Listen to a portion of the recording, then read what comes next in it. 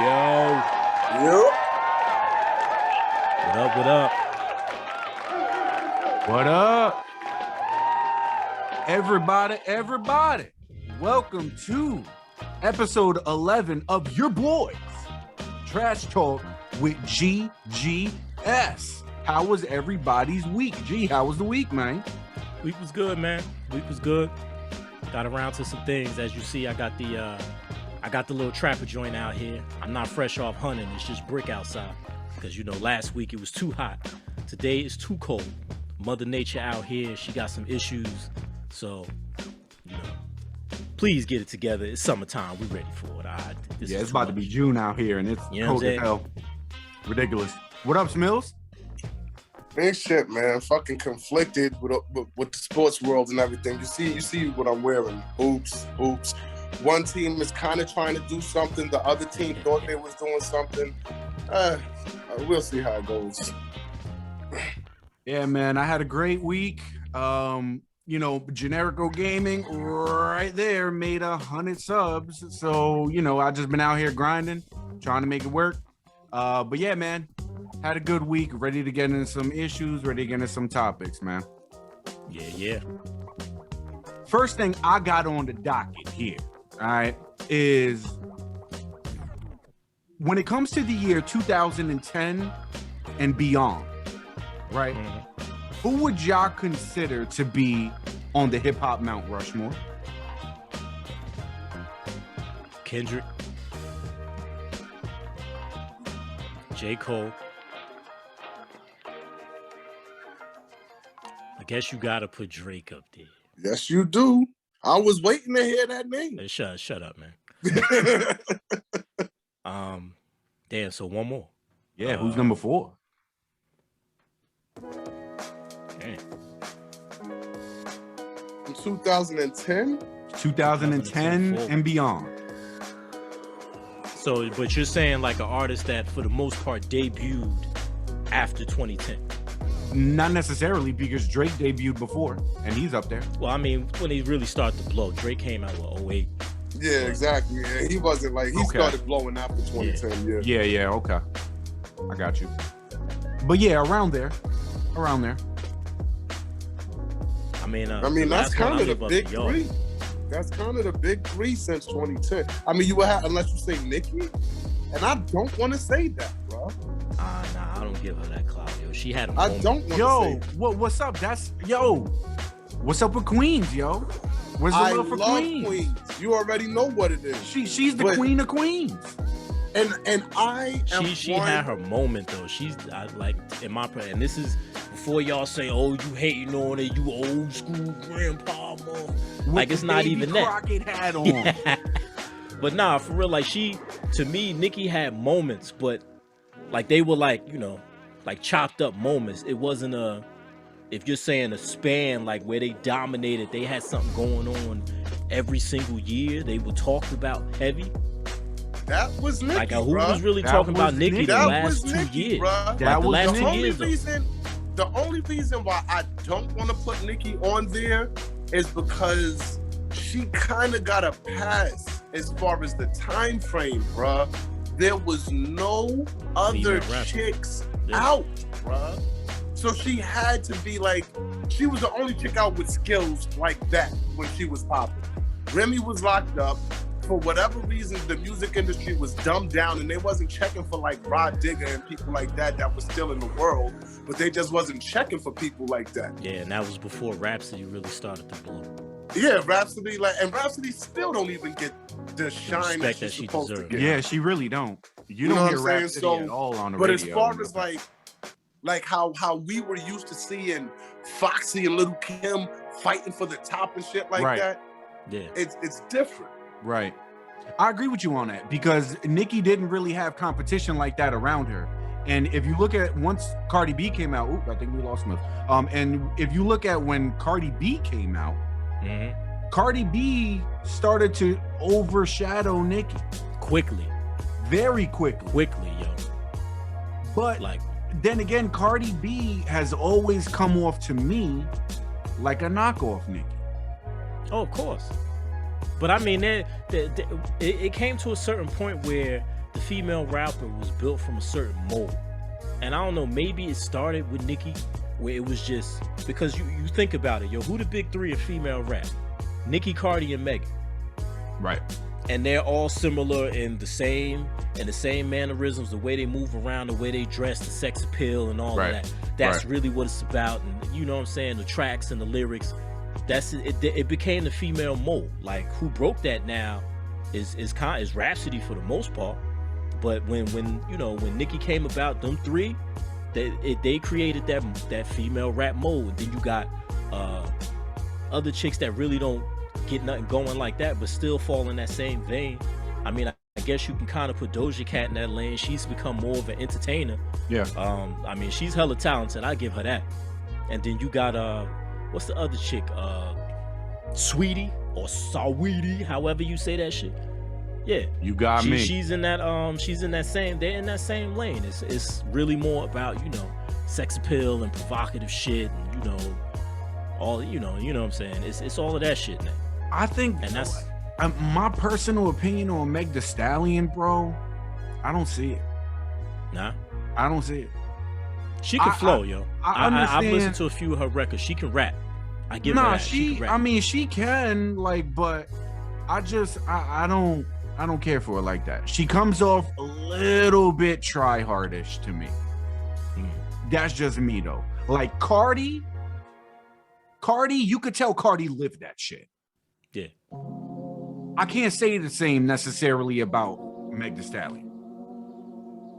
Yeah. That's just me. And I get that whoever the fuck it was shot her in the foot and she claimed to be gangster and all of that shit. And I get it.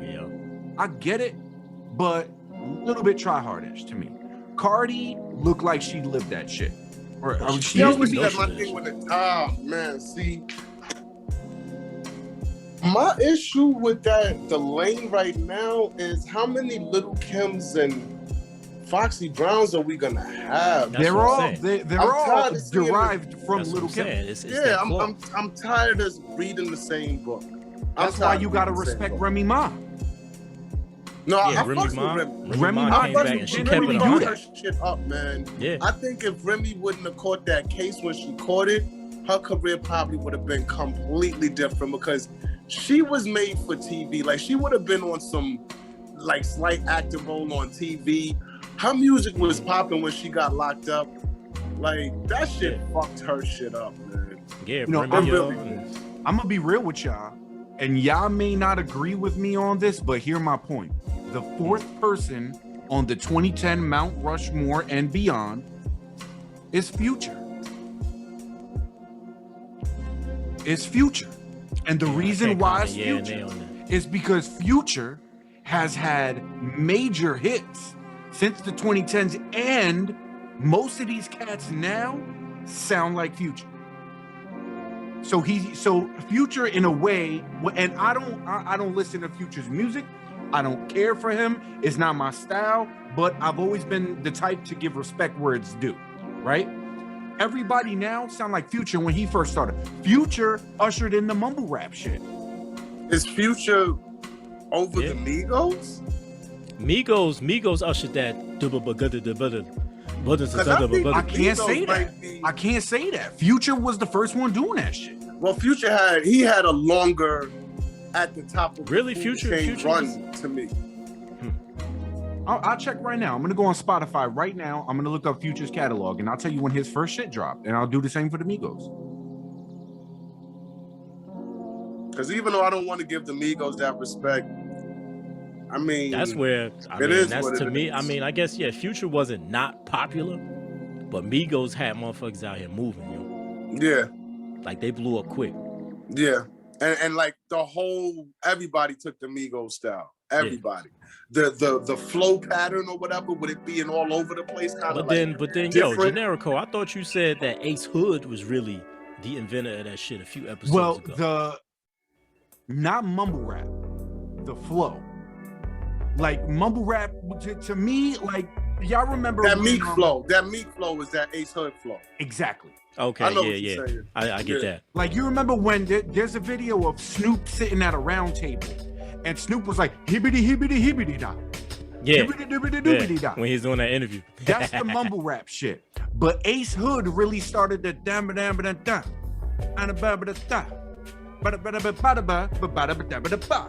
Like that's not necessarily, that's the flow that a lot of people, even Drake, emulated.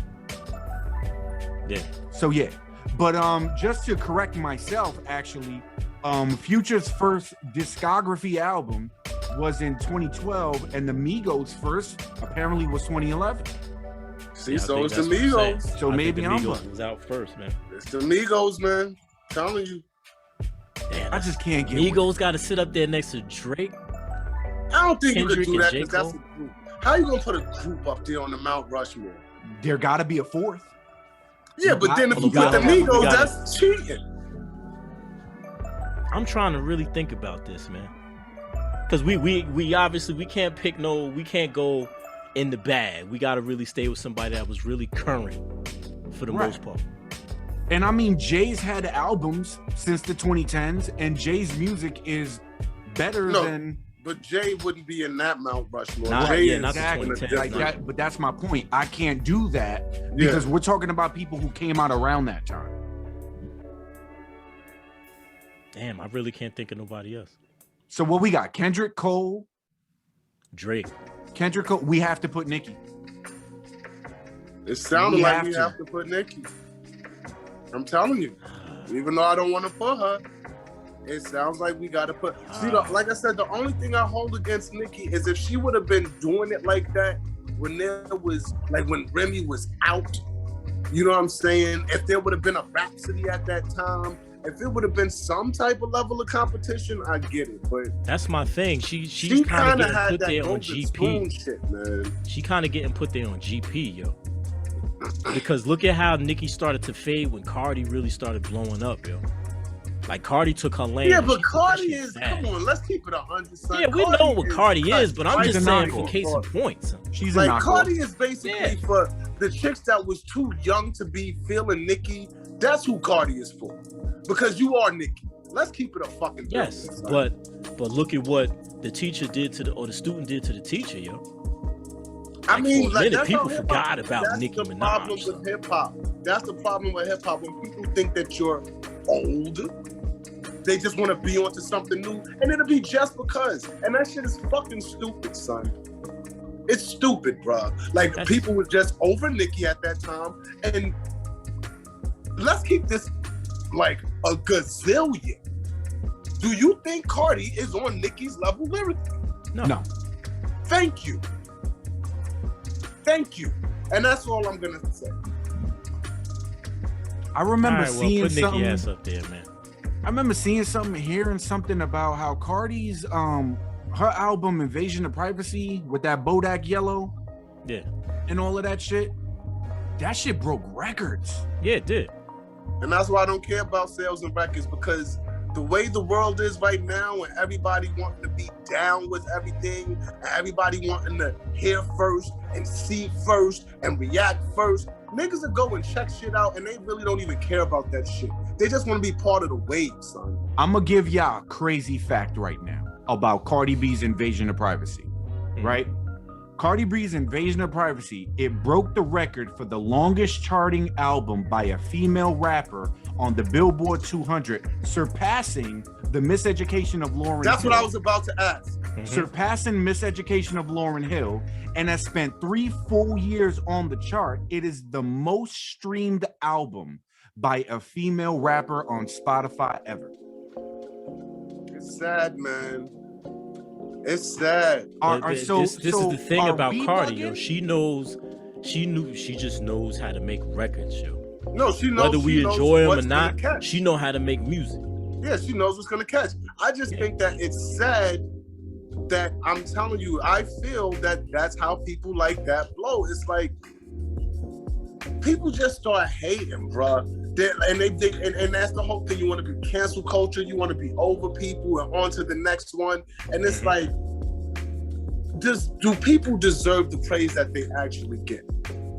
Like, I would never, and I give Cardi her props as far as what she's doing. but I could never ever look at her from like a hip hop fan the way I look at someone like a Queen Latifah, a MC Light, even a Nicki Minaj, bruh, and freaking Remy Ma. I don't look at her like that, man. She to me, and this is not even trying to shit on her or nothing like that. She's not an MC.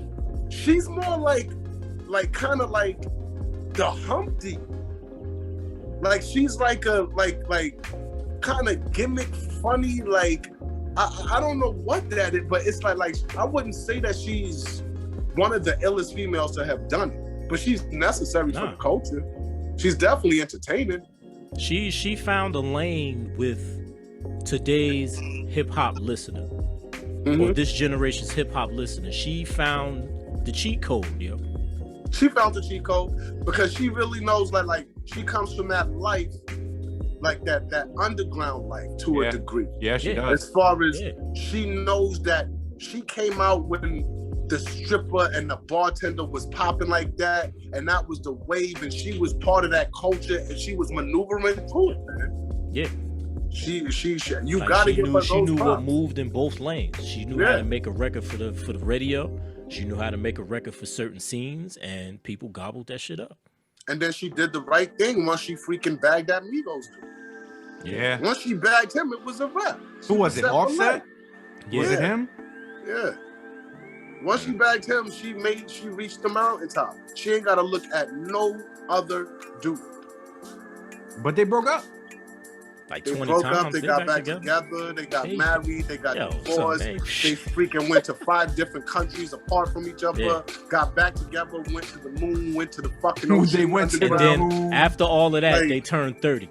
They did all of that like young. They was going through. Yo. Yeah, it was one of them things, yo. Wow. But I mean, I respect what Cardi did. She knew how to move. She found the cheat code. And in my opinion, she found it faster than any female artist that I can think of. Yeah. Like, she blew up so fast. Like who can you think of that found it faster than Cardi?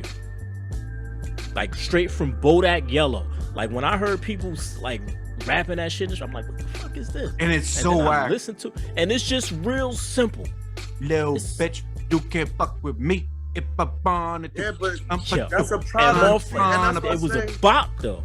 And these kids went crazy for it. That's a product of the time, son. Just like the records that your boy Tekashi has.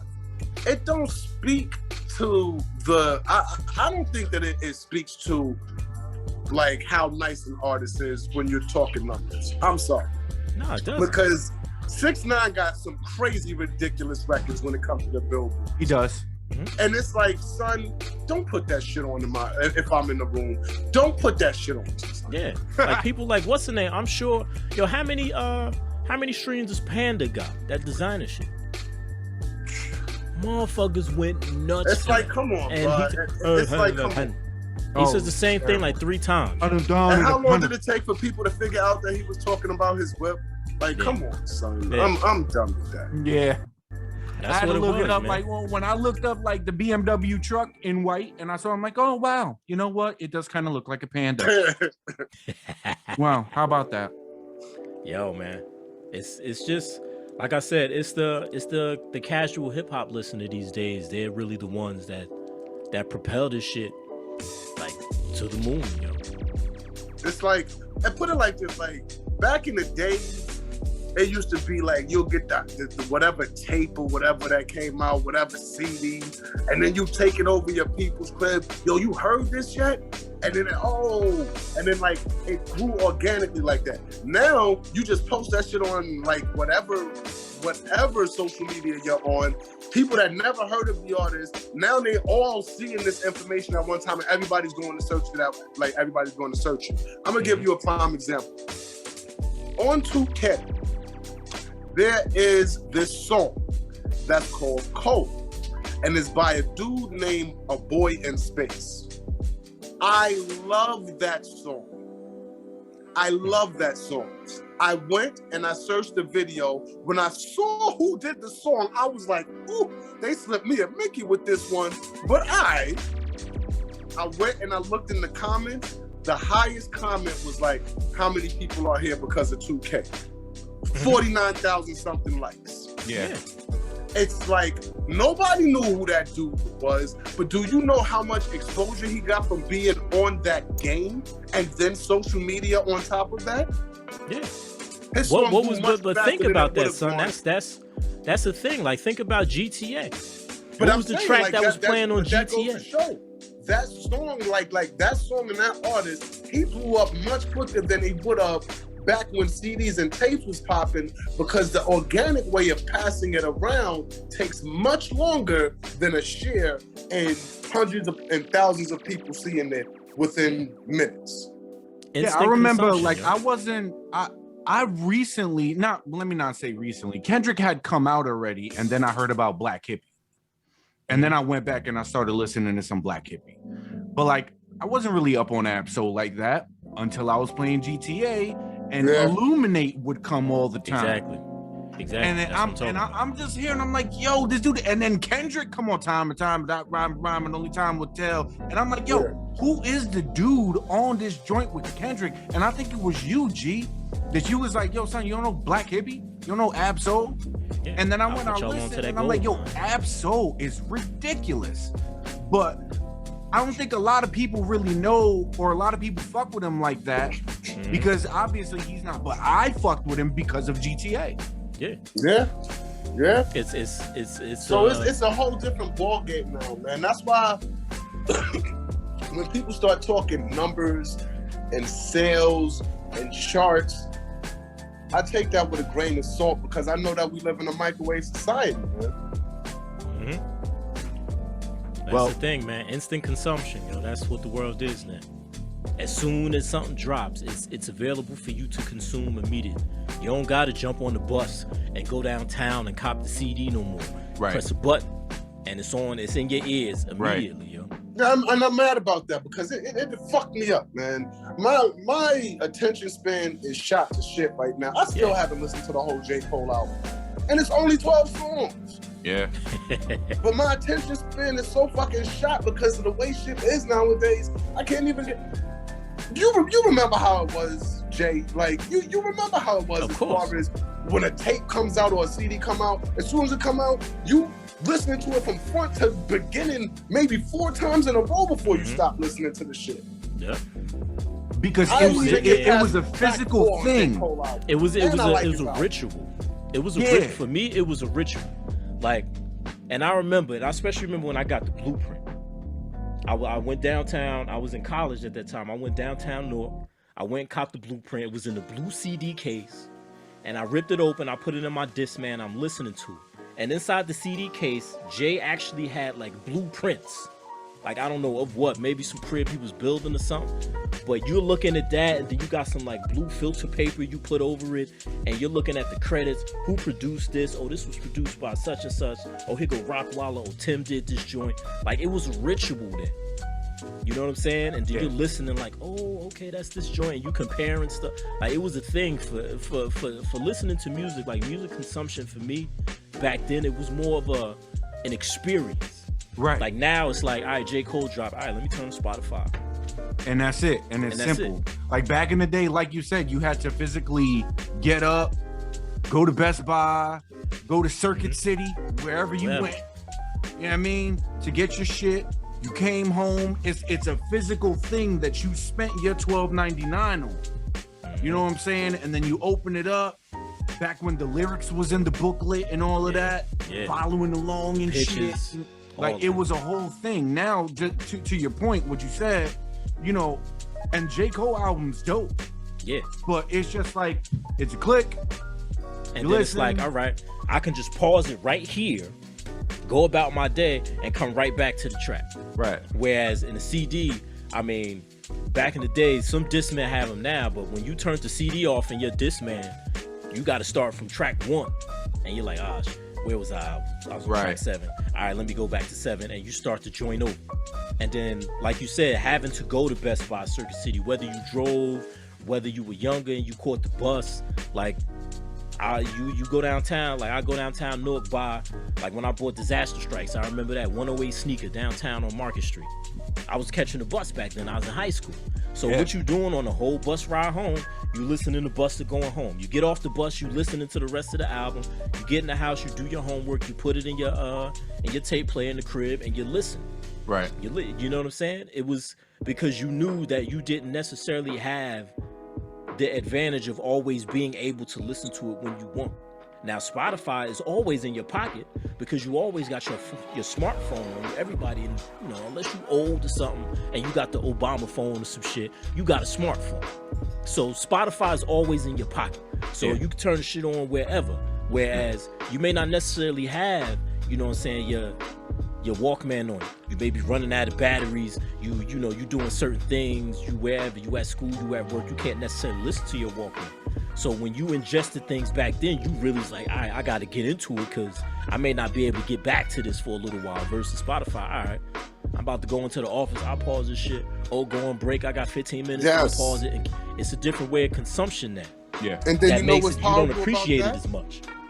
The part that makes that worse is when you get into that mentality and then you live in this microwave society where everybody dropping 50 million albums, you get lost in the source. Yeah. You never finish listening to that one album. Then some next hot shit is out supposedly. So now you're trying to catch up and listen to that shit. And it's just an ongoing cycle. With what you just now said, M just dropped the Killer remix with I don't know, Corday and Jack Harlow. I don't know who they are, but they was spitting a little something on it. Yeah. Yeah. Like I heard when I first played it, because it was like on my social media and all that. When I first played it, I'm listening to the beat. I'm like, I recognize this beat. And then I go back and I'm looking at M shit and I realize that it's on the what's it called, to How to Be Murdered or some shit like that. His most recent joint. Right, Music to Be Murdered By. It was on the B-side that he just recently came out.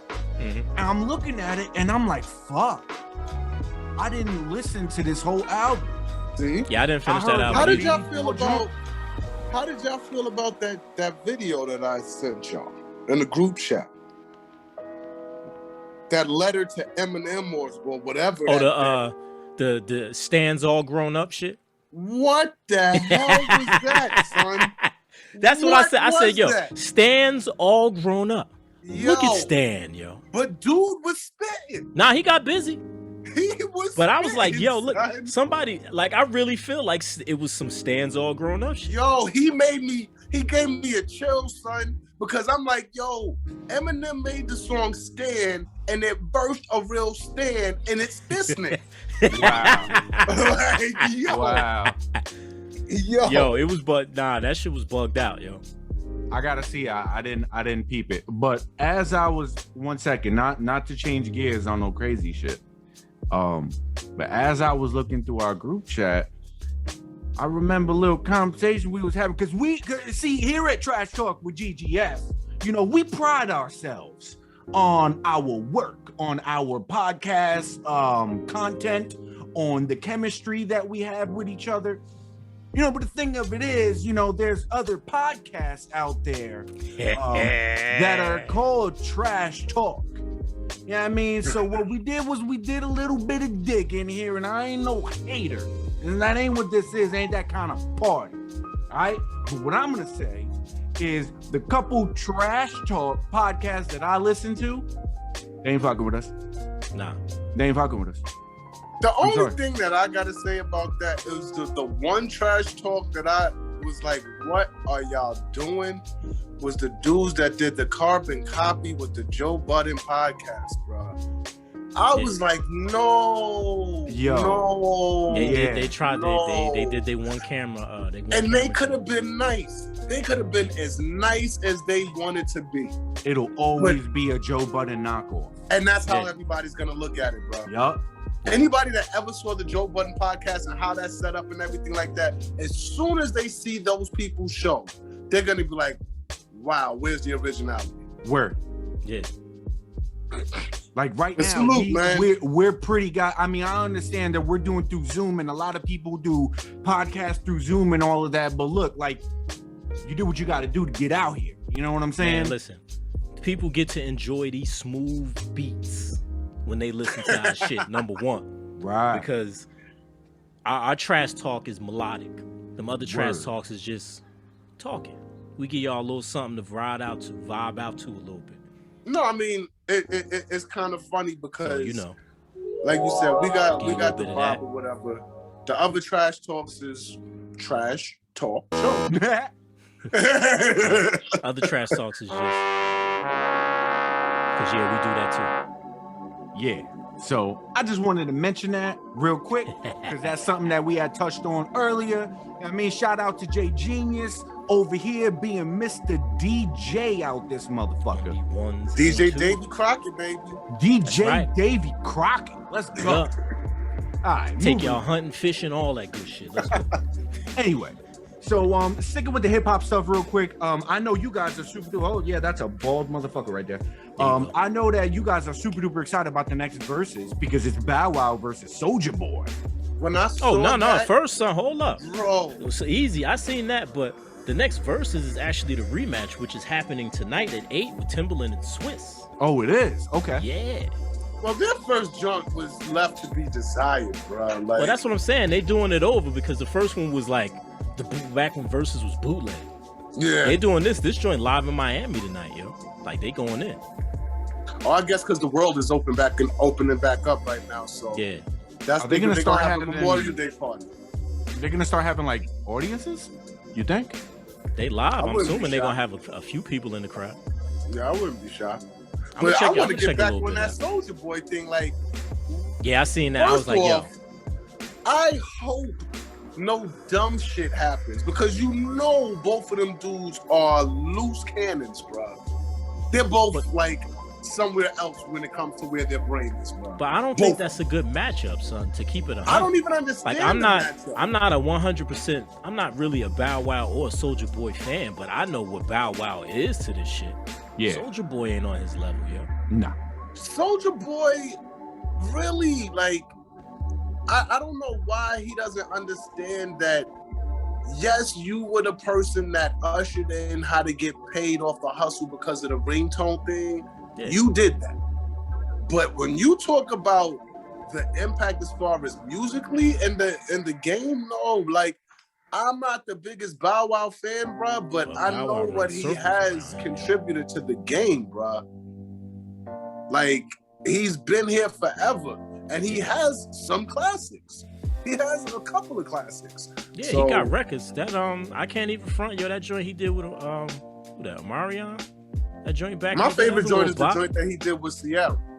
I love tight that too. song. Yeah, That's my favorite. I yeah, love that's my that favorite song. Bow Wow. That's such a cute song. yeah. That song is dope. He had little bops, I man. ain't never had nobody show me all Yep. the thing you Yeah. Yo, that was my They shit killed back that. then. They Yeah. killed Hell that. yeah. But Nah, Bow Wow I mean, been around for a Soulja long Boy's time. not man. I fucking don't- with Bow Wow's catalog. Not at all. Yeah, that's what I'm saying. Not at all. Like I'm looking at Soulja Boy's shit and I'm like, I don't know half these songs except for Crank That, Kiss Me Through the Phone, Pretty Boy Swag, and that's about it. Who And, would you what's put the name? against Bow Wow? You Against Bow Wow? Yeah. and don't Because say you Lil can't say Romeo, Lil yo. Romeo If just Lil because he don't Romeo say came Lil wouldn't out. have Romeo. died. Nah, Huh? Lil Romeo catalog ain't long like that either. He No, was just out. no, at the they're same not in time. the same. They're not in the same universe. They was just out at the same time. Exactly. That was Didn't Lil Romeo pass away? No, it. Nah, son. he made all of those college commercials and all of that Yeah, shit. he was playing ball and shit. Yeah. Oh, okay. I'm bugging. Yeah, he is Yeah, Bow alive Wow, and yeah. well. I do apologize. Lil Romeo was not dead. He Okay. might be dead in the music industry, but I can't he's think of a alive. hip hop artist. He for is Bow dead in Wow. the music industry. That's for sure. Like that's on his level, on some hip hop shit. Yeah, who would you say? Who would you put against Bow Wow? Against Bow Wow. Damn. It would have to be some. Damn. I It's don't know really- another Another hip hop artist. hip hop artist. That's what I'm saying. Because I That's was where I'm gonna at say, like, in terms of coming up from making music when you were a kid, Justin Bieber, but he's not hip hop, so I don't know. And it doesn't even have to be like, see, that's where it get kind of crazy. Like when it comes to the versus battle, they don't have to be the same fucking age. Nah, they don't. It's just they gotta Nah, be. they dropping don't. They gotta music be. They within gotta the be in the same time. era. Yeah. Yeah, they have to drop music within the same time.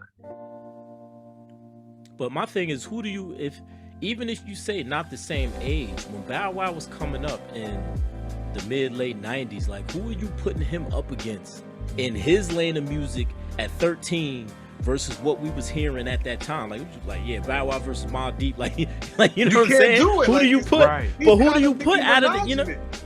He's kind of Nicki Minaj in it because there was nobody really that was making, because he was a little kid with it at the Yeah, time. that's what I'm saying. So And it's you like the can't- only person you would put, like, you would put him in a box with like Left Eye or some shit like that. Like, I wouldn't it's even say crazy. that. You can't even do nothing with Bow Wow because Like who would it be? You would put him in like a B2K bag or some shit like that. That's what I'm saying. It's a lot of R&B cats that was out around. Yeah. here. Yeah. Like, He's in the yeah, Omarion like bag. Omarion, fucking Mario. Sammy was out doing his thing a little bit then, but it's not like hip hop though. I don't, because if you say hip hop, he gonna get smashed by somebody from that time, because it really wasn't no young hip hop artist back then. Like, you had ABC, but that was before him. That was before him. Yeah. And then I'm thinking, like, when he was blowing, that's kind of, wasn't that like a time when hip hop was kind of suspect? Because I think that was like when people thought Silk the Shocker was nice. I never thought that. I will never forgive the hip hop community for allowing that. Silk the Shocker, yo. But Damn. I really think that, wasn't that the time when Bow Wow was really kind of like on his flow, Yeah, doing that's his thing? when, because that's when Lil Romeo popped up as Yeah. his, you know, Yeah. arch nemesis. That was kind of a dark moment in hip hop when Yeah, that was was the Big Thomas Master P era, Silk the Shocker, C Murder. and yeah. all That's them. when they was hating on New And York. then Trick and all of Daddy that and trying to pulled look up for a something second, new. and all of that started popping around. That's what it was. Everybody was tired of the East Coast running stuff, and they wanted something new. So everybody was just flocking to whatever was coming out of down south was popping. But I guess this matchup with what's the name is the best matchup he can have, yo. And it's still weird. I hope them dudes don't get into a fight, man. Because I could see them two just doing some craziness, man. I They're hope both so. fucked up. Damn, is Lil Bow Wow the most successful child hip hop artist of all time to then No. evolve? No. LL Longe- Cool J. longevity? LL Cool J. No, I He heard came you. out at 16. Bow Wow came out younger than that though. That's Yeah, what I'm but he's saying. still- From his 14 and from 16 his is age. the same thing. What? 14 and 16 is the same thing. And if you want to talk about longevity and then classics, nobody's fucking with LL. Nobody. I mean, the only person I could say is probably Busta. Bow Wow's first joint was in 9-5. Yeah, he was 13 when he came. I believe. No, because Lil Bow Wow was born in 1987, and his first joint was in 9-5. He was 8 years old when his first music came out. Nah, Now- the song that he got with Jermaine Dupri, he was 8. I thought he was 14. I thought he started at 13. I'm I on. thought he was 14. I'm on here. Google and Spotify. Google said he was born March 9th, 1987. He's 34 years old now, right? You go to Spotify, you go to his discography, right? Bow Wow. It says Bow Wow number 1. Is this actually him? This is him. 1995. Just He was saying. on some ABC shit. Just saying. Respect to LL, obviously. 16 and 8 years old is a big difference. I don't think there's been anybody else to do it like that. To last that. Is- but to then last is he as long an as Bow Wow industry did. plant? Because how the fuck you getting in the game at 8, son? That sounds like an industry plant. That's different Of course it is, than because organically Bell did the being nice same at thing doing with something and ABC, getting in yo. the industry. I mean, you could That's tell different. that it was, you could tell that Snoop, because he was discovered by Snoop. Exactly. So That's I'm why not, his I'm name not, is Bow Wow. I'm not putting Bow Wow in any other cat. Like, he'll never be what LL Cool J has been to hip hop. Never in To a hip hop, gazillion nah, years. I mean, yeah, I would argue though that Bow Wow may have I may be playing myself when I say this. Don't say more hits. Bow Wow, no. Okay. Bow Wow may have more of a successful movie career. You're bugging. You know how many movies LL is in? I know. LL is on television. I do know LL is that. on television. I do. Now. Oh, no, you're right. LL got the television shit. And movies. Bow Wow has more popular movies, and I just spit something crazy. Bow You Wow, bugging just because Bow Wow got lucky enough to get on the Fast and Furious wave? Roll Bounce was big. Roll Bounce was big. That's all I'm That saying. lottery ticket shit was funny too. Lottery ticket. But LL I had remember what was shit. that? What was the shit? LL has Like had Mike, when he was the cook. Like Mike was mad big. Exactly. LL has had multiple TV shows, multiple movies, multiple fucking #1 songs. LL is in another stratosphere compared to Bow Wow. I am sorry, bro. Bow Wow, people still laugh at him because he be trying to be down right now. Like Bow Wow Bow Wow has a habit of what they call lying on your dick. He does that a lot, son. And it's like, when you like that, you don't have to do all of that. I have heard that too. Bow Wow come off hella cocky. He be lying on his dick. Like when he was sending the pics, like he was on some jet, like he was on some first class jet or something, and he was like on some coach shit. Like Bow Wow be doing some other shit, bro. Like, and it's like, nah. I feel you with the disrespect LL my shit place, though, man. because LL he Don't was in disrespect. SWAT LL with got mad Samuel movies, Jackson, Yeah. Deep Blue Don't ever Sea, disrespect my Deep queen, Blue Sea, man. yeah. That was the Don't joint I do was that. talking about. Deliver Us from Eva, Last Holiday, Into Deep. Last Holiday Yes. was mad good. Into Yes. Deep, that was the shit with Like, that yeah, was one. there's no comparison, bro. No comparison. LL Cool J, not for nothing, might be one of the most successful hip hop artists ever. As LL far Cool as J? when you- Yeah. Yes. Yeah. As far as all when you around, talk about all around. what yeah. he's done, the only person fucking with him is Will Smith. And you could say Will Queen Smith is the Latifah too, because only Queen person- Latifah moved. Remember, Queen Yeah. Latifah had Living Single and mad movies. Yeah, And that's she the got three. the show right now. That's the three-headed dragon as far as hip hop success when it comes to the entertainment industry. It's Yeah. LL, Queen Latifah, and freaking who I just said? Bow Wow? No, What, It's- what'd you say? Who? it's Oh, LL. Will Smith. Will Smith. Yeah. Those are the ones that they took hip hop and they grew from that shit into some. And I mean, Amazing I give an type honorable stuff. mention to Ice-T, because even though he may not have done a lot of movies, but Law and Order SVU has been on the air for like 25 years. Yeah. It could be all of that, and all I think about when I see Ice-T, I want to is- kill you so bad. yes, I one knew of you the was gonna worst say that. lines ever. Yeah, it was terrible. Yo. It was pretty goddamn terrible. I mean, you gotta give Ludacris some Well, love. that was young Ice-T, New Jack City shit. He ain't know what the hell was so going on. bad. Now you gotta give Ludacris some love too, man, because Ludacris on the low, the good part about the Fast and the Furious movies, other than the ridiculous action, is Ludacris and Tyrese make those movies. They're fucking hilarious in those Yeah. movies. Crazy too, because Ludacris, he kind of is one of those microwave dudes. Because I remember when Ludacris first came out, I thought Luda was one of the dopest MCs ever, like the first 2 albums. Yeah. Then he got on this Hollywood tip, and it's like, I see. I mean, what it is with, I like, get what you're saying, but yo, it's joints on Ludaversal and Theater of the Mind, especially. Luda got busy, yo.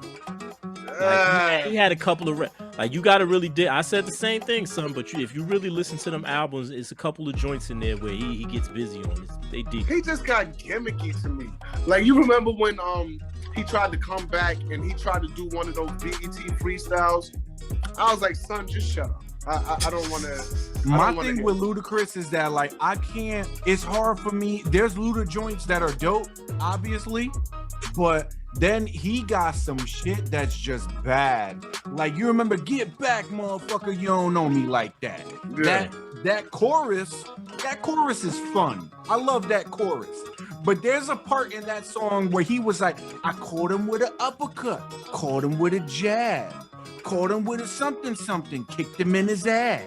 Yeah. And it's the like, thing, the thing about Luda that I'll say, like, I'm a Luda fan, I fucks with Luda, but the thing about Luda is Luda tried to do the Redman funny shit, but he wasn't good at it. But you ain't like, Redman does the Redman funny shit, but Redman's good at it. Luda tries to do that shit and it comes off like cheesy and shit. Yeah. Like Redman never comes off cheesy and you still respect his flow when he drop his ball. Like Redman knew how to play that shit. That's the whole thing with Luda. I fucks with Luda. I fuck with him. But you ain't gonna like you're not gonna hear me bumping. Yeah, that's the thing. I fuck with him too, but if you can ever tell me of a time that you come around me and you hear me playing that, some Luda, yeah, and please let me know because I don't even remember when I did that last. No. Now, do you remember a minute ago where we had the Little Dicky conversation? And I still fuck with Little Dicky. That was my guy. But you said did you watch this? Like, you watched the show? Hell yeah, I watch this show. That shit is mad fun. Lil Dicky is dope. I fuck with Lil Dicky, man. Yes. I remember y'all was heavy on that Dicky talk. Nah, because he's funny as fuck. Little Dicky is nice, man. He's nice, yeah. But I remember I said, I was like, yo, lyric for lyric, bar for bar, I think Lil Dicky is a better lyricist than Luda. And y'all shot on me for that. I still stand by that right now. Well, regardless of how cheesy you may say Luda is, Luda got bars, yo. Yeah, Luda Dicky. Can't take that away from him. Like, Ludacris got bars. Like, I would have to hear Little Dicky on some serious shit. But I'm not going to say Little Dicky can spit better than Luda. But that funny shit, Little Dicky is hilarious, bro. Hilarious. Like, he do the funny shit kind of better than Luda does. He does. Everybody does it. That's what I'm saying. Luda doesn't do it good. Like, I'll admit that. He doesn't do it good. Did not drop classics, bro. But that's what I'm saying. Classic. Yeah. I got holes in different area codes is a classic. Yeah. I got you. Also on the Lil Bow Wow tip, Lil Bow Wow has said on record that he is currently training to become a professional wrestler, and he wants to wrestle with Rey Mysterio. Rey Mysterio, the wrestler out there, right? This ain't no bullshit. This ain't no, I'm gonna just say something just to pop Twitter. Nah, he's legit training and legit wants to come to the WWE. See, and that's what I'm saying. Like with this whole versus, I can see him trying to freaking do an RKO to Soldier Boy. You stupid. Soldier Boy hooking off on him like, what the fuck you think you doing? Like, I can see that. Oh man, you mad stupid. Yeah. And also on the WWE tip, Cardi B, while we were talking about her, did y'all peep? She's hosting SummerSlam. Nah, I didn't peep that. That's gonna Cardi be a B hood rat is show. going to host SummerSlam. Yo, she has gonna be blown shit. up, Mhm. bro. Yeah, yo. Mhm. Like I'm saying, Yo. you can't whatever is your take on Cardi B, yo. She did it right. Like, She how was do you out here. even get into the ear of Vince McMahon as Cardi B, the artist? Stephanie McMahon got into the ear of Cardi B. They Wow. they reached out to her. They reached out to her. Yeah, they must have liked rhythm and flow that much. And somebody, one of the female wrestlers, put something out and said something about Cardi B. She can't see me, whatever. Oh, I did see something about that too. Yeah. Expect Cardi B to get physical at SummerSlam, and I think it'll probably be on some Bailey shit. So if you're not a wrestling fan, I'll bring you up to speed real fast. Bailey is a character, and she's a bad guy character now. And Bailey likes to come out and just fuck with like the hosts or whatever. Bailey will be the one to come up to Cardi B on some shit, and Cardi B's gonna go like this, and she's gonna hit her, and that's gonna be a moment. I'm calling it right now. Yeah, she's gonna smack her. She's gonna smack her. Yeah. How ill would it be imagine- if Cardi I B will say busted this, out yo. a DDT or something? Yo, how ill would it be if Cardi B actually was to get a work from this? And then like On she some Bad have a Bunny real shit? fucking On some match. Bad Bunny? Yeah. Yeah. Nobody I will thought say this, yo. Yeah. Cardi will be hilarious on the mic. Oh, for sure. She'll be hilarious on the mic. That'll be some entertainment for your ass. Nah, she wouldn't be able to get on the mic. She would curse. Son, they're gonna put her I know on the she mic, would yo. curse. They're You going can't They're laugh gonna at put her this on a part. mic, but she's gonna get booed out the building because the fans are gonna be back by then, and nobody Yeah. wants to see Cardi B. Yeah. But they're gonna put her on the mic though. But yeah, man, that's all I got for hip hop news, and I guess we can go ahead and we can round out the hip hop news with some good old fashioned old versus new. Let's get her popping. Let's do it. Old versus new.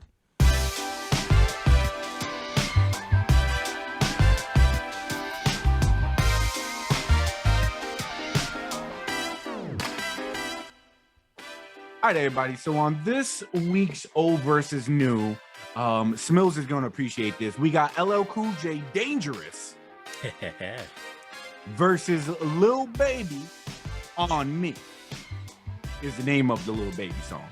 Right. Now, again, forgive me if my cadence and my flow ain't what it's supposed to be. I think this LL joint dropped and I wasn't even born yet, and Smills was already 55 years old. Here we go. LL Cool J, Dangerous, right? He circumcises DJs while he's on the airwaves. Till the mission's complete, you're a musical slave. English revision, he endure any collision. Like a searcher with a scalpel, he'll make the head decision. As for me, I'll annihilate. Let's wait, what does that say? Hold on. Damn, Gotta son. love Google. Hold on. Oh, As for my me, I'll goodness. annihilate. Eggs, I'll let some. I had to give it to you, son. He was like, yo, wait, what does that say? Rewind that back, motherfucker. Oh, you want to start from, take it from the top?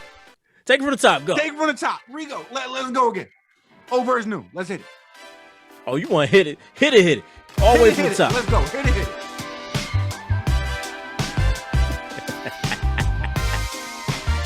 God damn it.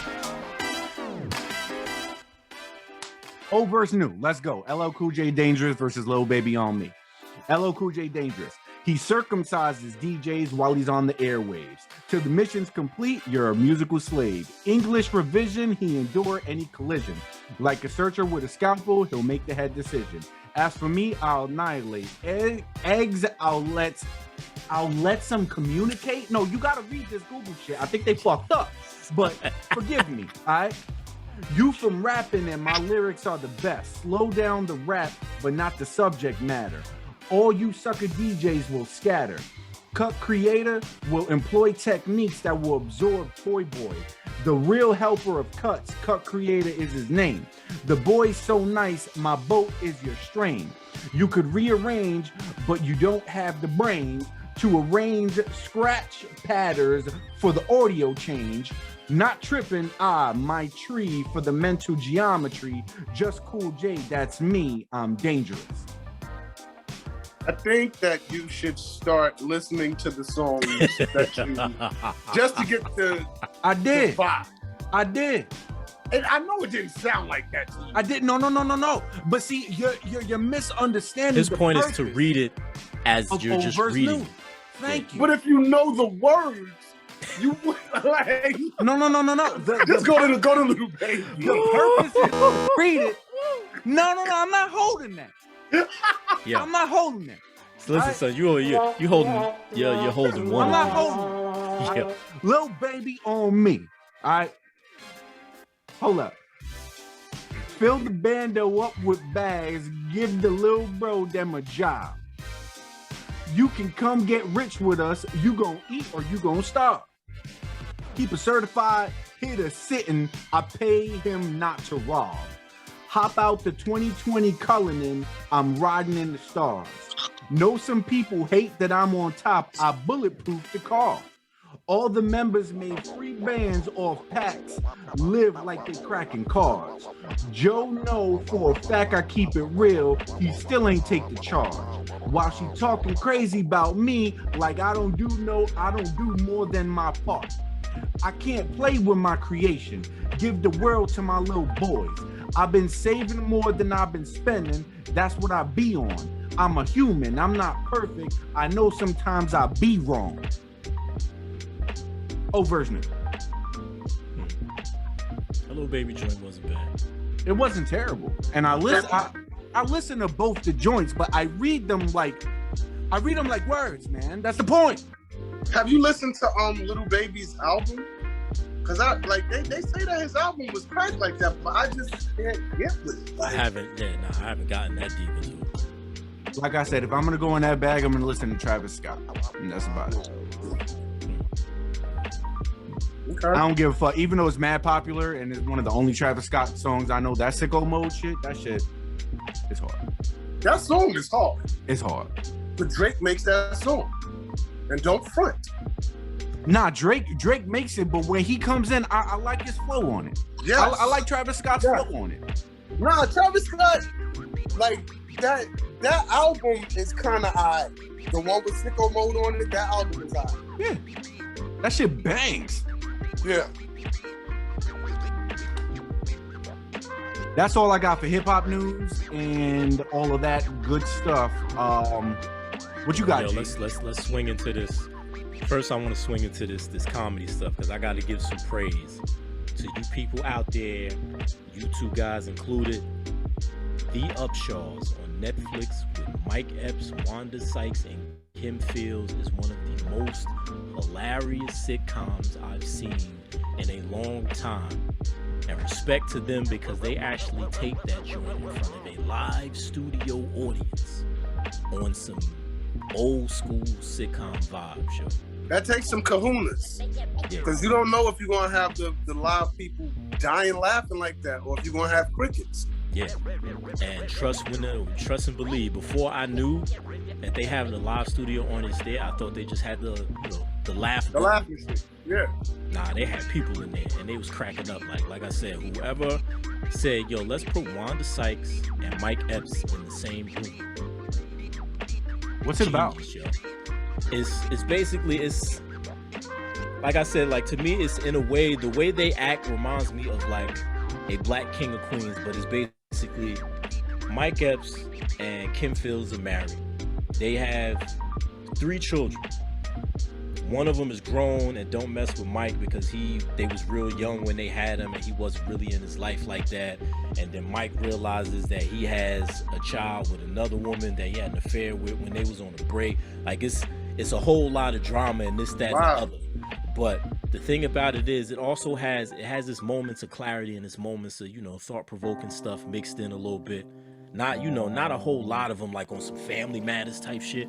But the thing about it is just I don't know if I necessarily call it slapstick so much as just the comedic genius of him and Wanda Sykes. And it was just, and for me, being that it's on Netflix, and I don't know if this was for me that this is what a good sitcom has been missing, but you curse on that shit because it's on Netflix, and that, I don't know, a part of that makes it more authentic. Like when him and Kim Fields get into an argument about something that happens in the episode, and she was like, "I need you to get the fuck out of my house." Like, you know how real that sounds, yo. Right. Yeah. Like that, like shit like that. It's like, yo, that's, and like she was they had an argument. Yeah, and they had an argument, and Mike Epps was saying something. He was like, "Listen here, woman." She was like, the next shit you say to me better sound something like I'm sorry. Like, I've heard shit like that, Mike. Like, you know what I'm saying? And just moments like that. It was just a real refreshing take on the sitcom thing. And, shouts to Netflix and, Wanda Sykes put it together, and shouts to all of that, man. It's a real good time, yo. Is it better than Blackish?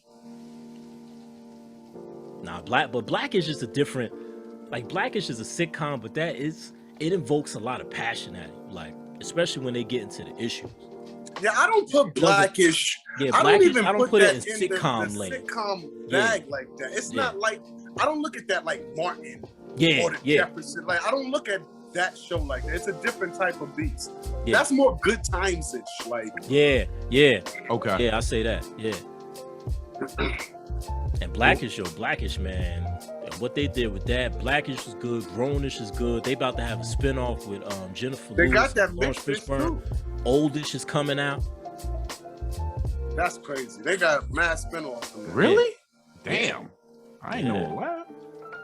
But yo, the Upshaws, man, if you haven't checked it out, it's a real good time. And it just took me back to them days of you know what I'm saying, Family Matters, and them days of them older sitcoms where you just like sitting there watching them just bugging out, yo.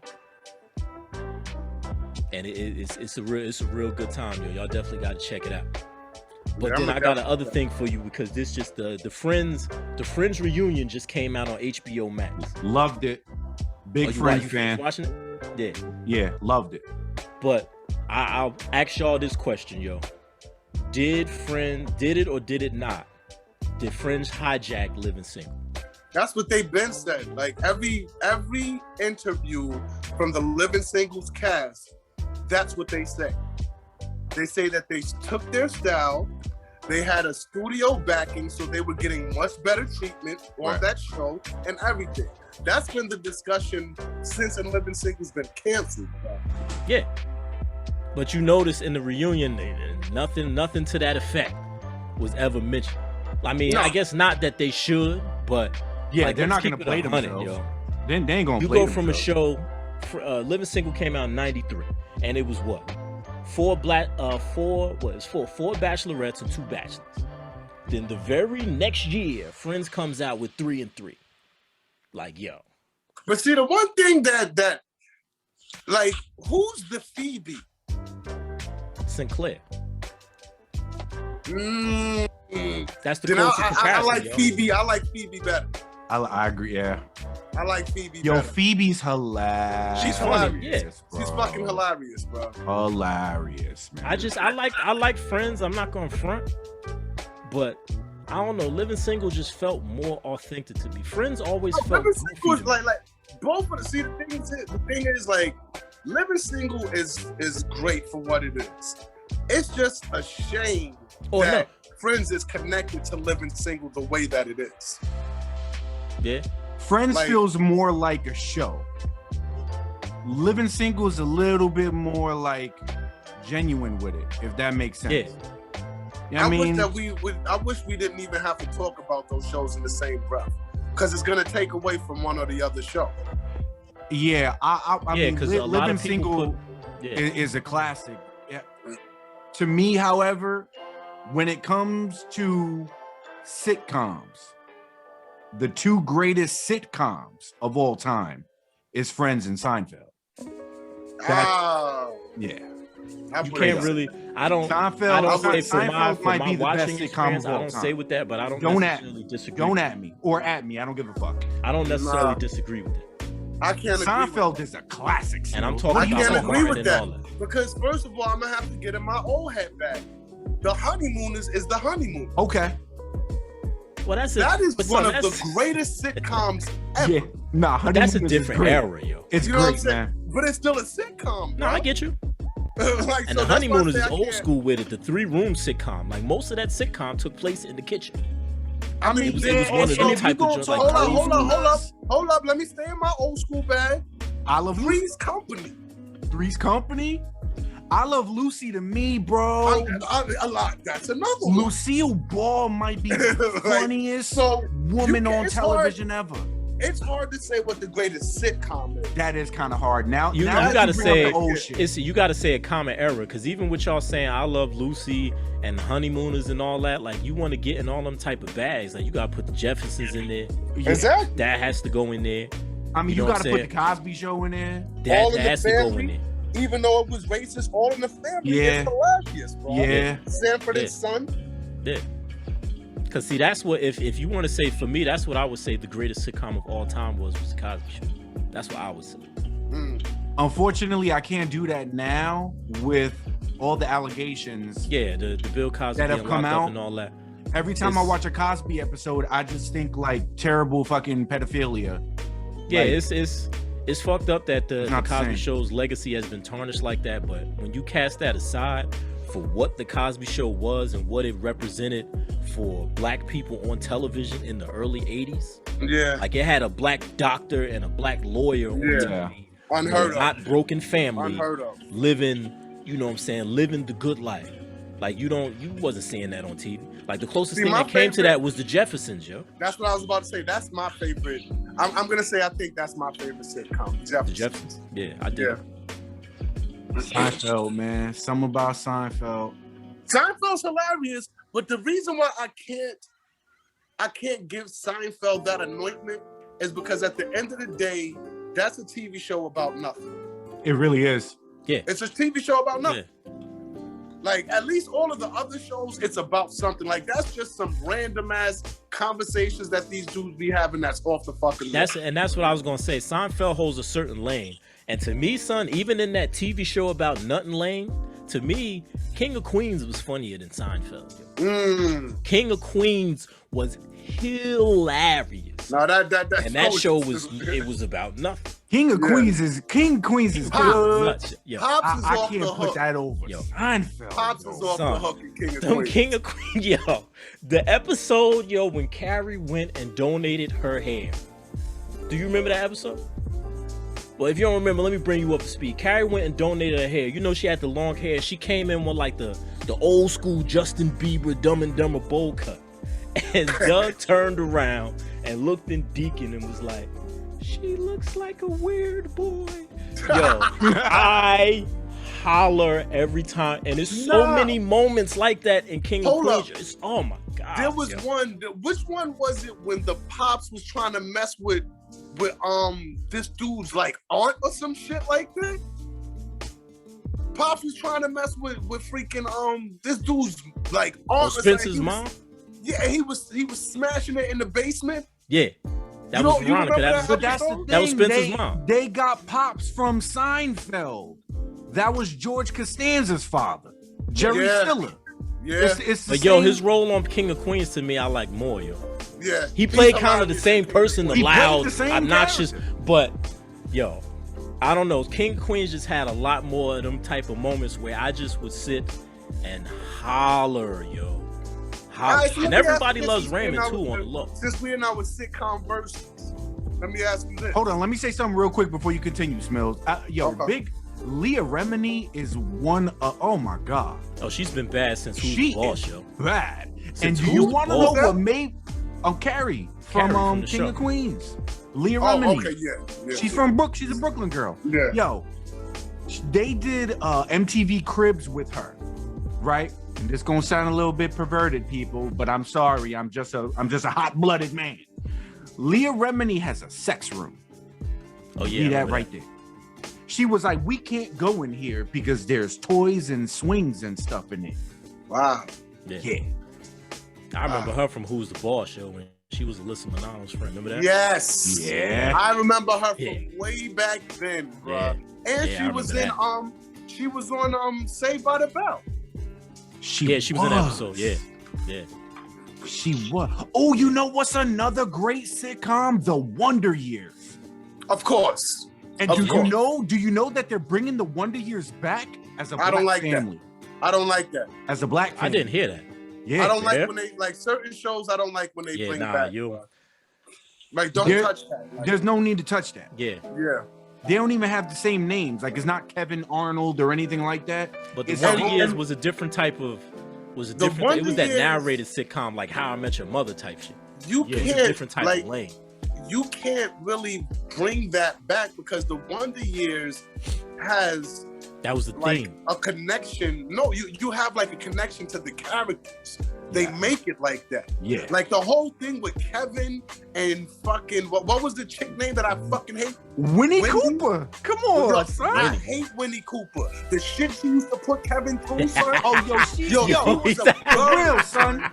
Yo, He getting emotional. Winnie was the worst. And Yeah. I don't Yo. know why he can't, He especially was stuck, when yo. He was sprung. Son. I think it was in season 3. He was in French class, and that badass white girl Madeline. The one with the blonde hair.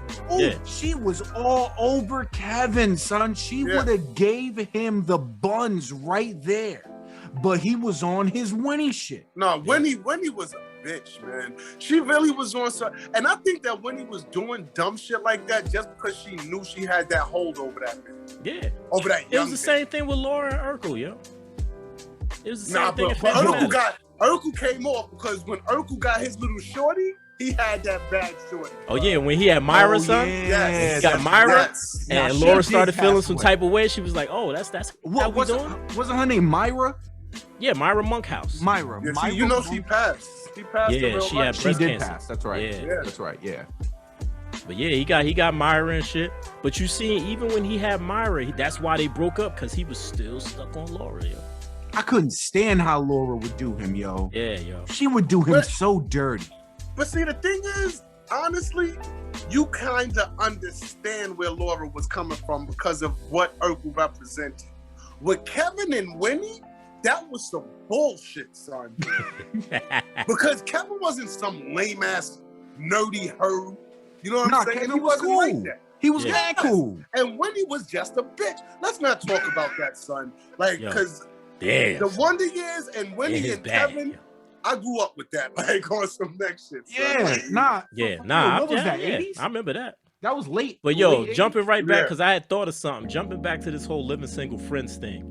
When y'all said Phoebe, yo, Max is funnier than Phoebe, if you ask me. Maxine Shaw, attorney at law, yo. From the very first episode. I don't know if y'all remember the first episode. See, Max, I don't know. Like, she got a different type of comedy because she's so vicious with it. Yeah, that's what Like- made it dope. Like the first, like let me play this. The very first episode when they were still actually using the Family Matters house to film Living Single and shit. She walks, her first scene, the door rings, Regine's waiting for some dude to come take her out. The doorbell rings and it's Max. And she opens the door and she's like, oh, it's just you. And here goes Erica Alexander as Max. Good to see you too, girl. Where you going, Carnival? And walks in laughing. Ha ha ha! Like, yo. And you have to see it because I can't really play it out because she had like this bugged out outfit on, but like, yo. Of course. Erica Alexander, and even in the Cosby Show, she had her moments, but when it came to comedy, yo, she was comedic gold on that show. You put And her it seemed like over. she just disappeared, Yes, too. I put her over Phoebe, yeah. You put her over feet. Wow. Yes, I because wouldn't call- Phoebe for me was more slapstick, yo. She was. She was more slapstick was, for me. yeah. Like Max was Like more Smelly comedy Cat. for me. Smelly Cat don't make no goddamn sense. You just Exactly. laugh at it because she's slapstick with it. Yeah, Yeah. that was the thing for me, yo. Okay. Like I was so glad when they finally released that shit on DVD over the past couple years. They finally dropped the other four seasons, and I picked them up. That was a good time just to go back and reminisce on that, man. Yeah, Shorty put me on the. I had always watched Friends, but not religiously. And then Shorty was like, "Yo, nah, we starting from episode 1, and we gonna do it." You know And, what? like- This just gave me the perfect idea. I think you need to get on this generic goal as far as we need to create this. We need to have The a tournament. sitcom tournament. I'm down. Oh man, yeah. I'm Sitcom down. tournament. Let's go. Oh, that's gonna be some talk, yo. I'm down. Yeah. Because don't forget Yeah. about I got so many shows, yo. We got Martin got to be on there. Fresh Prince got to be on there. Uh-huh. Different Nope. strokes. Give me Yes. a break. Yes, I'll bring some stuff. Bernie Mac show has to be Yes. on there. Bernie Mac, yeah. And yo, Everybody the sleeper. hates Chris. Yes, that's what I was about to say. The sleeper. 'Cause Everybody everybody hates hates Chris. Chris. Was mad funny. Oh my God, yo. And everybody loves Raymond. yes, Everybody Cruz was loves that's the sleeper hilarious. too, yo. Yeah. No, Tashinda Arnold and Everybody Hates Chris. Like I can just, I always thought Yo, when I Pam used is to mad watch that. fun. Yo, I said, yo, if Tashinda Arnold and Bernie Mac can do a show together as their characters Wow. in each show, like, Can you oh my imagine if they would have been god, a married couple? yo, Oh my That's god. what. Wow. son, That would you have know been how hilarious Too that would much. have been, yo. That's too much.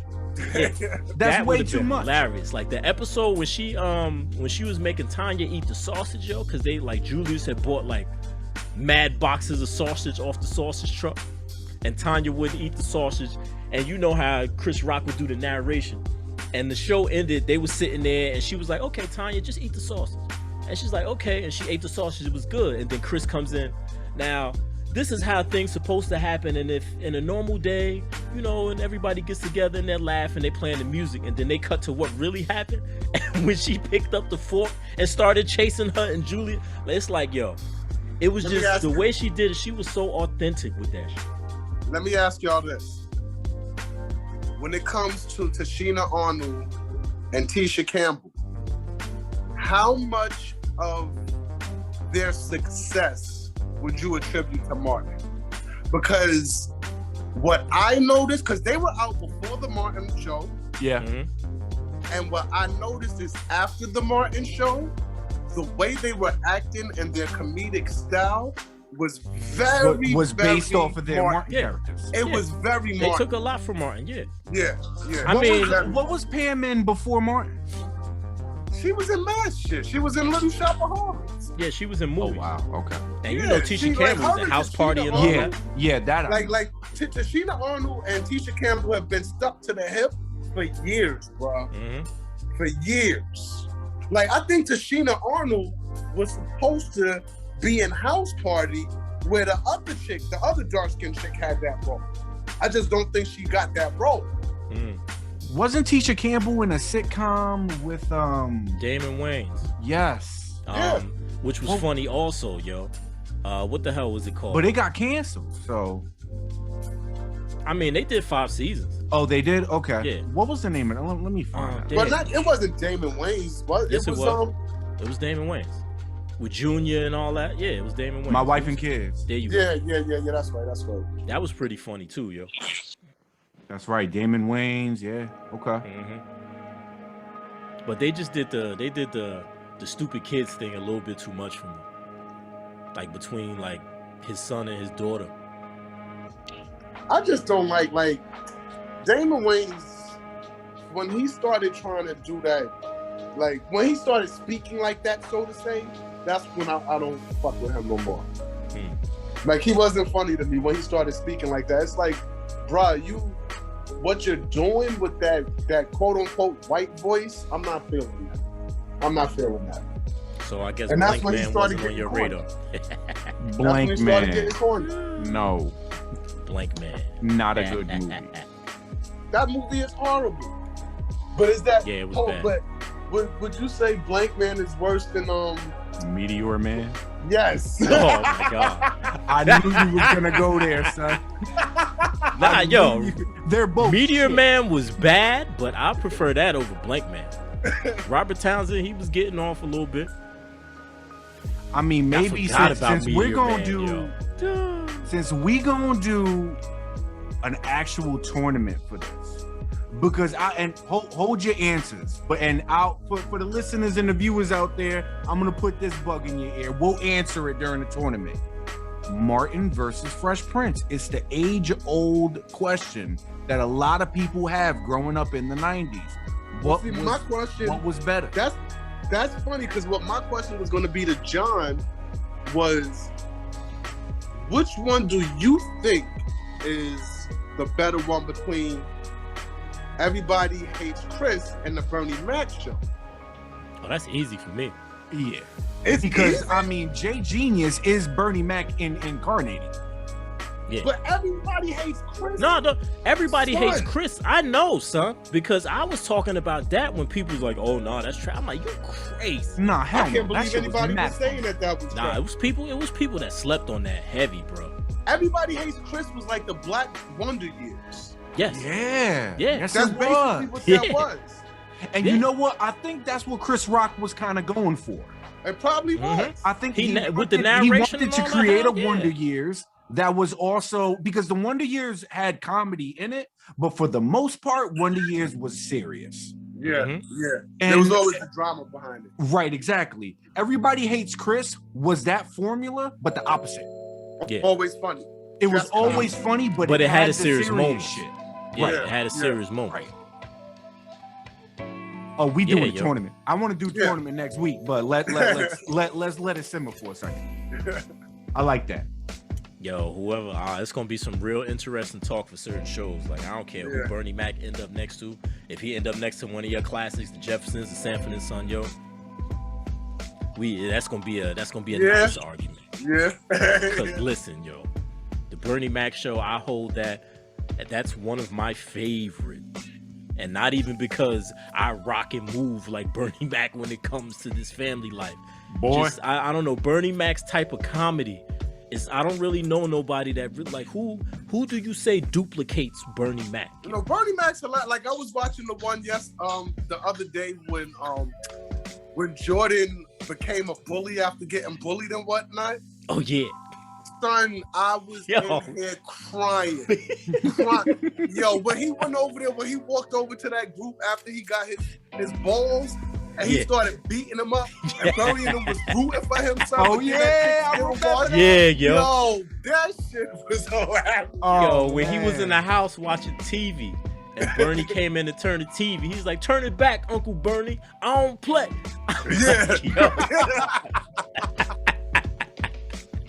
Word.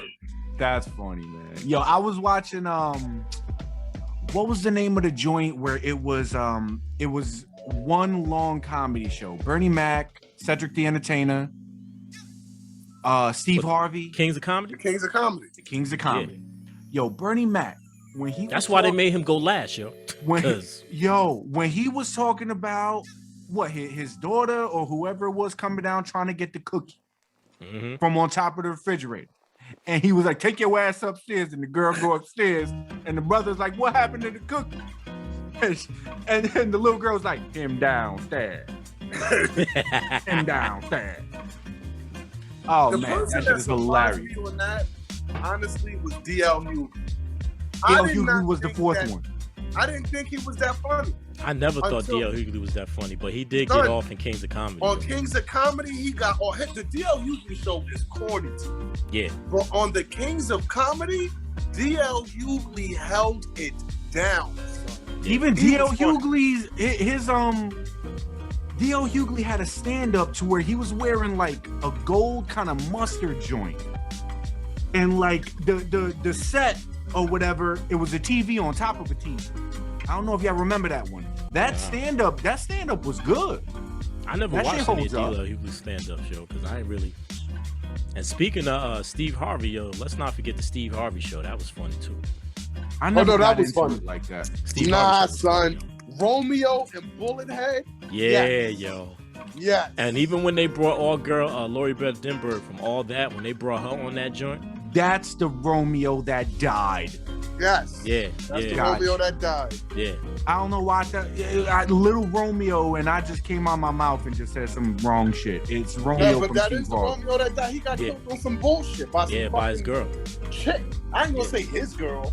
Well, somebody is messing with. Yeah, exactly. Yeah. Yo, and what you going on something that you just said, G. We started watching All That because my girl, I'm 35 years old. So when All That came out, that was my wave right there. Right? All of that Snick, Saturday Night Nickelodeon, all that fucking Yeah. Are You Afraid of the Dark, Keenan and Kel, all of that. Yo, Keenan and Kel was funny. Yeah, Mad for them to funny. be as young as they was, yo. Hell Yeah, yeah. They were Definitely. all of them cats on All That were far above their time. And just to kind of do a comparison, we threw on an episode of SNL from like way back in the day, like 70s and shit. All That was funnier than what SNL was back when SNL first came out.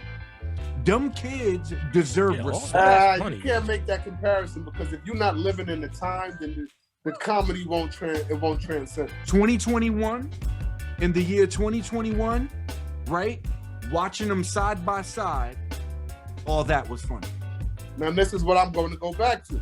Yeah. If you were not alive and living in the time when that comedy was created in the 70s, you won't relate to that as much as you living in the time to the comedy you're watching. That's And you know pertaining to what? your time. I get what you're saying because you was like 48 years old in the 70s, and I get it. I do.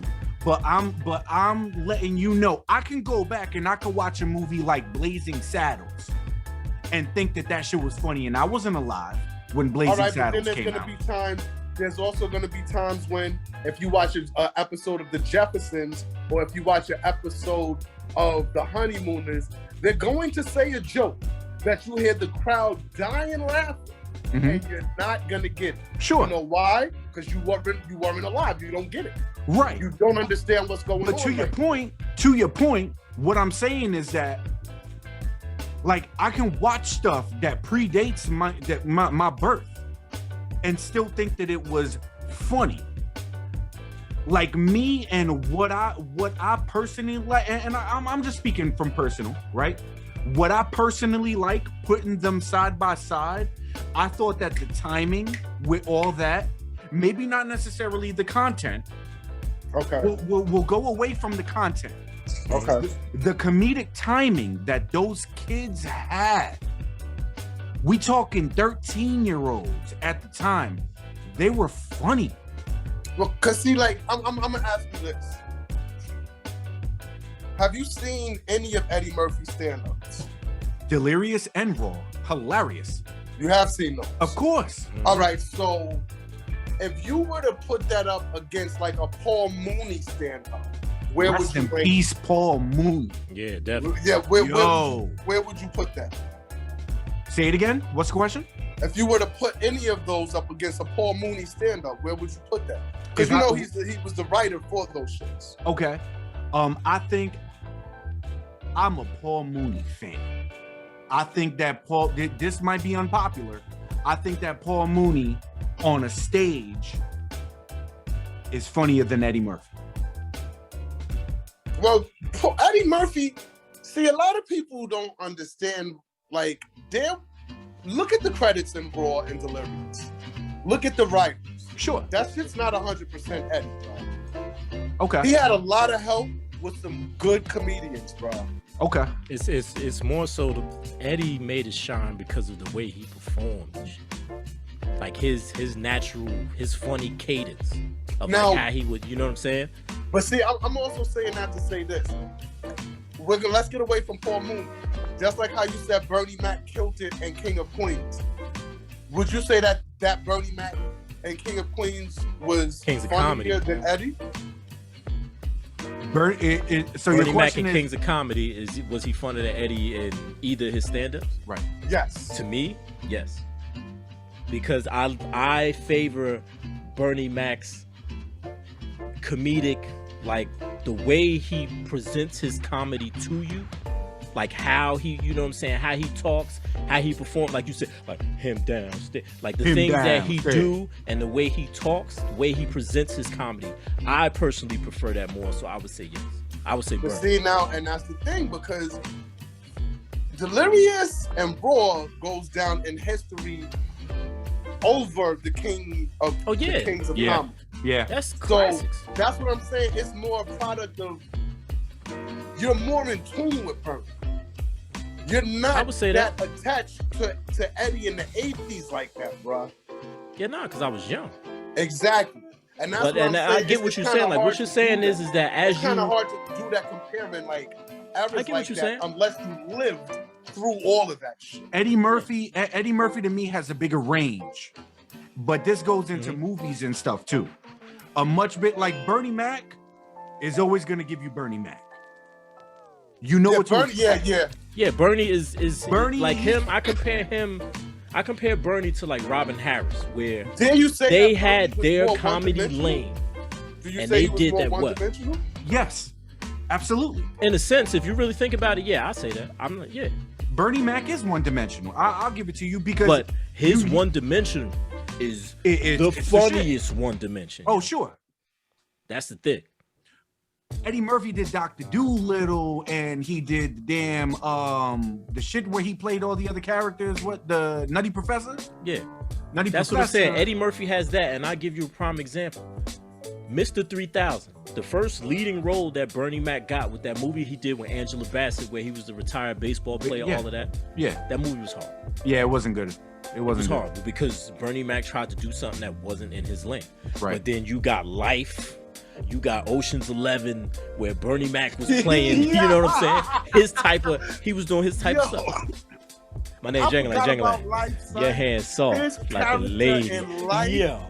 Oh my God, son. My name I Jangling. completely forgot about that. Yeah.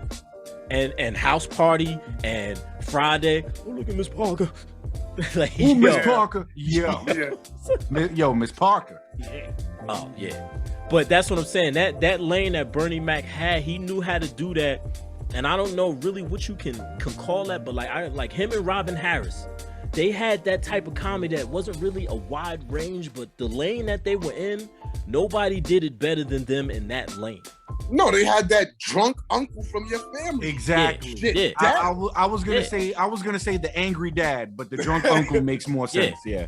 They had that down, yo. I just watched Trading Places the other day. That's from like 83. Eddie Murphy, Dan Aykroyd. Hilarious. Yeah. Beverly Hills Cop.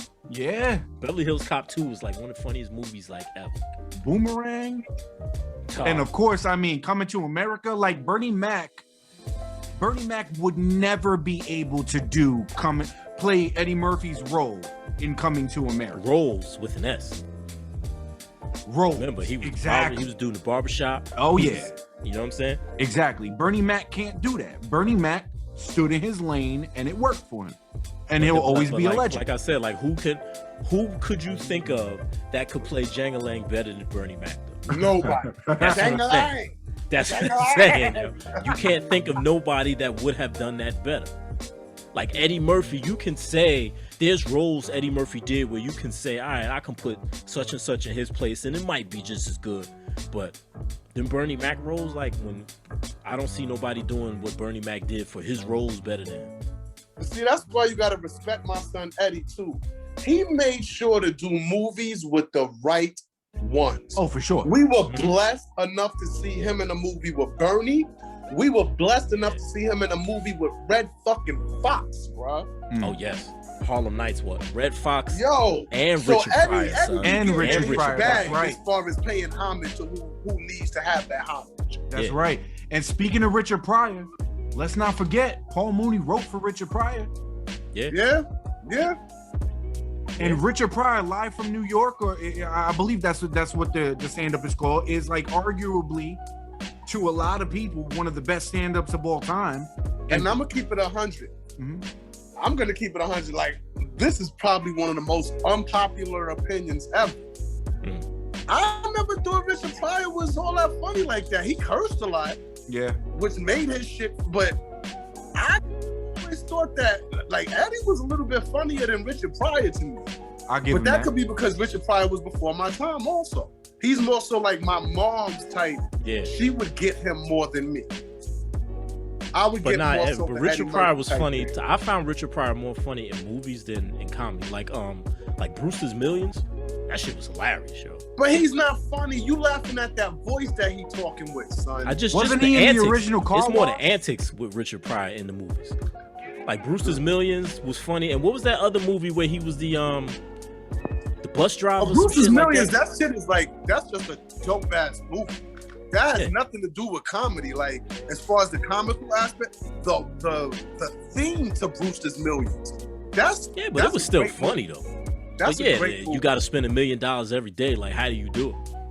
But the other movie he was in, I think, was that Cicely Tyson or somebody where he was like the school bus driver or something like that. I forget the name of him. Remember, he was in the original Car Wash. The movie that Dre and Snoop ended up remaking. And I never saw that. Yeah, I never seen it either. When You never Dre and saw Snoop what? remade it. You never seen Oh, you never saw Wash? The Wash Show? Nah, I never. Oh, hell no. Yo, The Wash Show. Son, That was mad funny. that's a hood classic right there. Yeah, I never wanted to see that movie, man. Nah, The Yo, Wash that's was a funny, yo. hood classic, bro. Baby Boy and then The Wash. Yeah, The Wash was funny, yo. You know, your favorite rapper of all time is in The Wash. You know that, right, Smills? Eminem.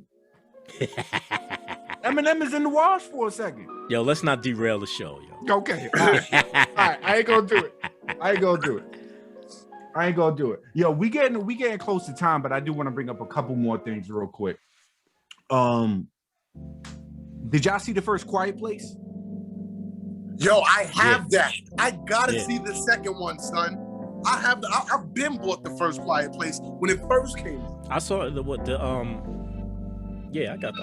think I saw But the second part one too. 2 looked crazy. Part son. two got 91% on Rotten Tomatoes. 8 out of 10 on IMDb. Some people are saying it's the best horror sequel of all time. Wow. It made $70 million global on the opening, which lets everyone know that the movies is back. Damn, I didn't even know that going was, to that the was theater. I dropping mean, already. So you gonna make me watch The Quiet Place again tonight?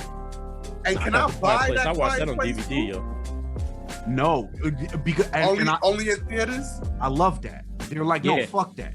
It's Come not to the on movie. HBO Max. Get your yo. ass back outside. Get Yeah, your it's ass. not on HBO Max now. No, Okay. it's not. Yeah. Okay. They made somebody made a knockoff Quiet Place that I saw. You talking about Bird Box? Nah, not Bird Box is a knockoff Quiet Place though, except It with sight. kind of is. I mean, Like, in a way, yeah. It really kind of is. But it was one that they made with a black family, and it was kind of messed up because it was like some Quiet Place slash, I don't know, like zombie type shit because they had a sickness, and like the movie ended where like the parents had to kill a kid and like not make no noise because he was sick and they didn't want to transmit it to him. What? But it just That was. shit sounds crazy. It That sounds does fucked sound up. crazy. It wasn't really that good, but the story was kind of interesting. Okay. It was one of them B joints that I just happened to just click on.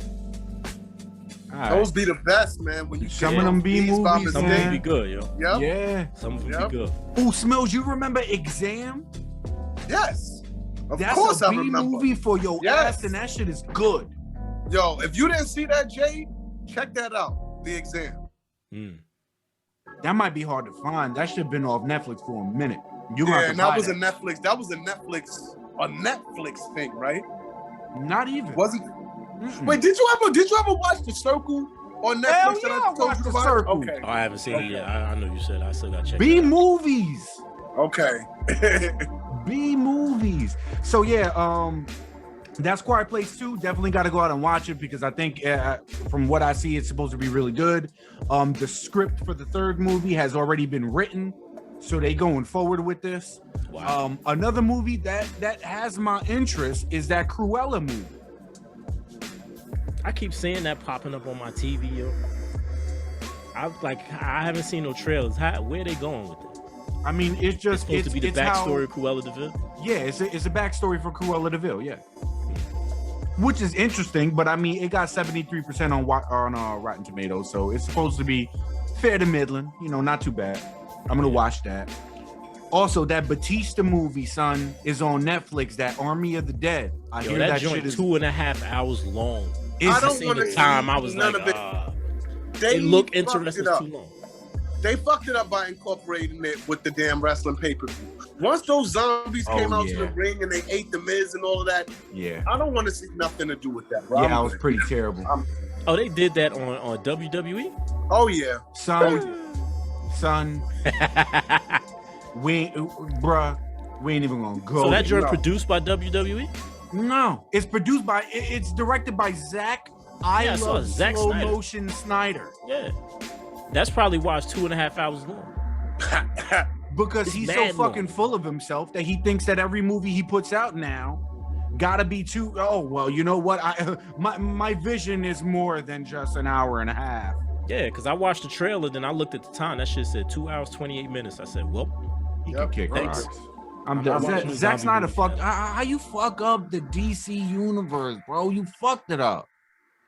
You fucked it all up. yeah, I'll never watch that movie, yo. 4 fucking hours. 4 hours.